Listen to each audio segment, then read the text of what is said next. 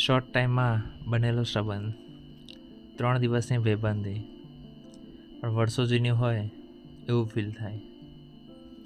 છેલ્લે જતાં જતાં એટલું કીધું કે વાંધો નહીં, અમદાવાદ નથી તો શું થઈ ગયું, અમદાવાદમાં આવીશ ત્યારે મળીશું.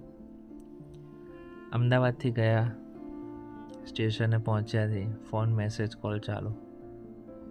ત્યાં જઈને ડેલી રૂટિન, સવાર સાંજ મેસેજ આવે, ફોન આવે. કેટલા નસીબવાળા હશે કે જેની જોડે આવો ભાઈબંધ હશે, જે શોર્ટ ટાઈમની અંદર બી એટલું આમ પ્યોર બોન્ડિંગ હોય. બાકી તો 10-10 વર્ષના વાણા વીતી ગયા હોય, એનો જીવતા મેસેજ નહીં આવતો તો પછી તો શું આવશે.